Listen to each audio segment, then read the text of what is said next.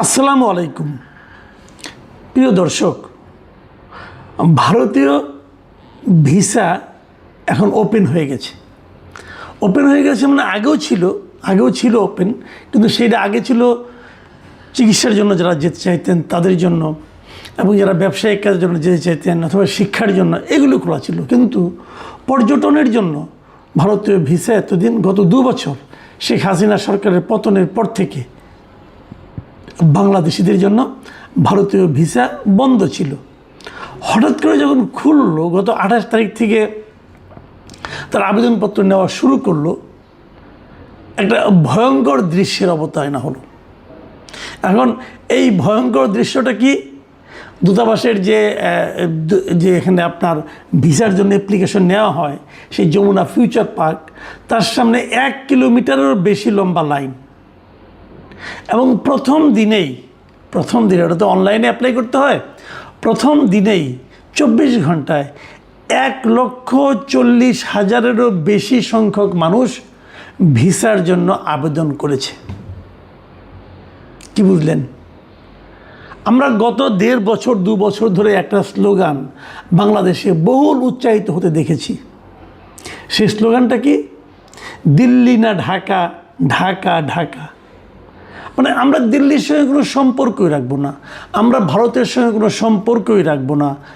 ভারত খুব খারাপ দেশ, ভারতে আমরা যাব না, ভারতে যাওয়ার দরকার নাই, ভারতীয় পণ্য ব্যবহার করব না। নানা ধরনের উত্তেজনা তৈরির জন্য নানা ধরনের চেষ্টা দেশ থেকে বিদেশ থেকে বারবার করা হয়েছে। মানুষ তার দ্বারা প্রভাবিত হয়েছে কি হয়নি বোঝা যায়নি ভালোভাবে। কিন্তু এবার আমরা এই যে দৃশ্যটা, যে ভারতীয় পর্যটন ভিসা, এদের কিন্তু কোনো না গেলেও চলে।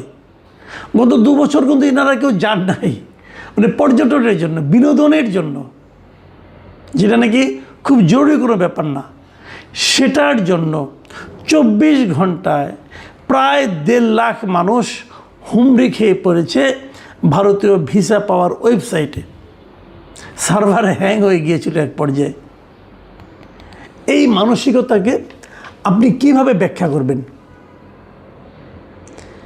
এই আলোচনাই করতে চাই। দেখুন, গত এই যে 2 বছর ভারতে তারা কোনো পর্যটন ভিসা দেয়নি, না দেওয়ার কারণে ভারতে পর্যটকের সংখ্যা দারুণভাবে কমে গিয়েছিল। আমরা জানি, বিভিন্ন তথ্যের সূত্রে আমাদের খবর যেটা আছে, ভারতে প্রতি বছর যত লোক পর্যটক যায় বিভিন্ন দেশ থেকে, তার মধ্যে সবচেয়ে বেশি লোক যায় বাংলাদেশ থেকে। কেন যায় এরা? যায় একটা মাত্র কারণ, আমি যেটা বুঝি আর কি, পর্যটকদের জন্য, যে এর চেয়ে কম খরচে অন্য কোনো দেশে বাংলাদেশের পর্যটকদের যাওয়ার সুযোগটা নাই। আমাদের দেশে 3 দিকে হলো ভারত, একদিকে সমুদ্র, আর সমুদ্রের পাশে ছোট্ট একটু দিক আছে যেটা হলো মিয়ানমারের সীমান্ত। মিয়ানমারের সীমান্ত দিয়ে পর্যটনের উদ্দেশ্যে মিয়ানমারে যাওয়া যায় না। আর এখন ওই সীমান্তটা খুবই উত্তপ্ত, ওখানে রোহিঙ্গাদের, ওখানে তারা এসেছিল, ওটা আরাকান আর্মিদের দখলে আছে, ওখানে যুদ্ধ চলছে, কিন্তু ওখান দিয়ে কেউ যায় না। তাহলে একমাত্র আমার দেশ থেকে বিদেশে যে কোনো জায়গায় আপনি যেতে চান, প্রথমে আসবে ভারত, সীমান্তটা পার হলেই ভারত। কাজেই ভারতের প্রতি একটা বিশেষ আগ্রহ মানুষের মধ্যে থাকতেই পারে, এবং সবচেয়ে কম খরচে এখানে যাওয়া যায়। আপনি যদি স্থল পথে যান, তো ভারতের যেখানে আপনি যাবেন, আপনি 1,500-2 হাজার টাকা খরচ করলে আপনি কিন্তু ভারতের এই শহর পর্যন্ত যেতে পারবেন। এখান থেকে বিভিন্ন পথ দিয়ে যাওয়া, কলকাতা দিয়ে যাওয়া যায়, ওইখান দিয়ে আপনার কি বলে শিলিগুড়ি দিয়ে যাওয়া যায়, ওদিক দিয়ে যদি কেউ দার্জিলিং যায় তারা ওদিক দিয়ে যেতে পারে, ওদিক দিয়ে আগরতলা যাওয়া যায়, খুব সহজেই যাওয়া যায়, খুব বেশি একটু দূরত্ব নয়। আর যদি আপনি বিমানে যান তাহলে তো কলকাতা যেতে মানে উঠতে উঠতে বিমান নেমে যায়, মানে 40 মিনিটের বেশি লাগে না বিমানে। কাজে এটা কাছে, খরচ কম, ওখানে ভাষার সমস্যাটা কম। বাংলা ভাষা, আপনি যদি পশ্চিমবঙ্গে থাকেন বাংলায় কথা বলতে পারবেন, এর বাইরে গেলে হিন্দি, ইংরেজি। আমাদের দেশের মানুষরা বাংলার পরে হিন্দি ভালোই বুঝে, হয়তো বলতে পারে না, বুঝে। কাজেই সেটাও একটা কারণ কিন্তু হতে পারে। সাংস্কৃতিক একটা যোগাযোগ আছে, কিন্তু হিন্দি সিনেমা তো আমরা সবসময় দেখি টিভিতে। কাজে এইগুলি সবগুলি কিন্তু এক একটা কারণ হতে পারে। আবার ধরুন, ভারতের দেখার মতো অনেক আছে, ভারত অনেক বড় দেশ, যারা পর্যটনের জন্য যায় তারা যদি মনে করেন বরফ দেখতে যায়, বরফ দেখতে পারে। ভারতে দেখার মতো অনেক কিছু আছে। অনেকে কেনাকাটা করতে যায়, ঈদের কেনাকাটা অথবা বিয়ের কেনাকাটা, অনেকে ভারতে যায়। কিন্তু এই সমস্ত কারণে ভারতে, কিন্তু এইগুলো কোনোটাই কিন্তু একদম কম্পালসরি না। এটা না হলে মানুষের জীবন বাঁচবে না তা কিন্তু নয়। দেখুন গত 2 বছরে ভারতে এই পর্যটকরা যেতে পারেনি।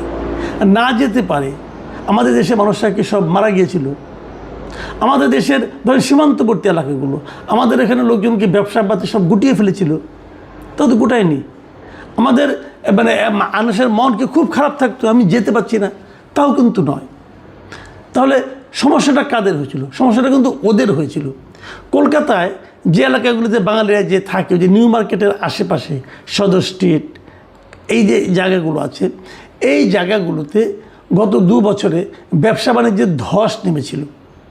এবং ভারতীয় পত্রপত্রিকায় এটা নিয়ে নানা রকম রিপোর্ট হয়েছে। 2024-25 অর্থ বছরে এই ব্যবসায়ীদের 1000 কোটি রুপির মতো ক্ষতি হয়েছিল। তাদের মুনাফা এটা হতো অথবা ওই ব্যবসাটা হয়নি। তাদের ক্ষতিটা ওদেরই বেশি হয়েছিল। শিলিগুড়িতে যারা দার্জিলিং যেত তারা জানে, শিলিগুড়ি, দার্জিলিং এই এলাকাগুলিতে বাংলাদেশি পর্যটকরা একেবারেই ছিল না, ওদের ব্যবসাও খুব খারাপ ছিল। সীমান্তবর্তী যে ব্যবসাগুলি যেখানে আছে সেখানেও ব্যবসা কিন্তু খুবই ভয়ঙ্কর রকম খারাপ ছিল। তো ক্ষতি যদি হয় তাদের হয়েছে, তো আমাদের তেমন কোনো ক্ষতি হয়নি। কিন্তু যাওয়ার সুযোগ পেয়ে এই যে হুমড়ি খেয়ে পড়া, এই মানসিকতাটা আপনারা কিন্তু চিন্তা করে দেখতে পারেন। কেন?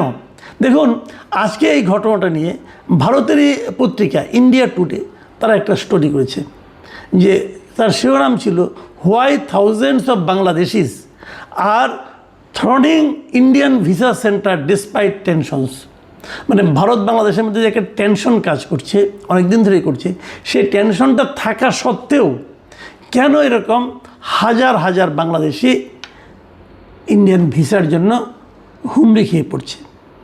কেন? তারা তাদের মতো করে ব্যাখ্যা করেছে নানাভাবে, কিন্তু এটা কেন হচ্ছে এই ব্যাখ্যাটা আমাদের দিক থেকে কি আপনারা নিশ্চয়ই এটাকে একবার ভেবে দেখবেন এটা কেন হচ্ছে।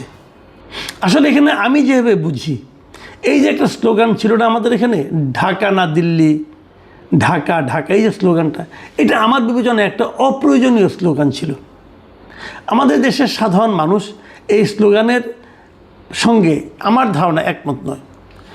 আমরা ভারতের করদ রাজ্যে পরিণত হয়ে গেছি, এই ধরনের একটা কথাও কিন্তু দীর্ঘ সময় বলা হয়েছিল, যে ভারতের কাছে আমরা নতজানু হয়ে থাকি।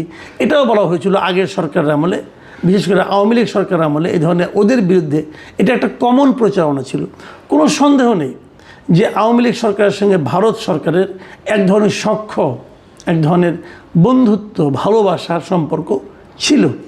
সেই সম্পর্কটা মাঝে মাঝে আমরা বিব্রতই হতাম, কারণ যখন আমাদের কোনো মন্ত্রী বলতো ভারতের সঙ্গে আমাদের স্বামী স্ত্রীর সম্পর্ক, এটা শুনতে আর যাই হোক আমাদের ভালো লাগতো না, কিন্তু উনি বলে আনন্দ পেতেন।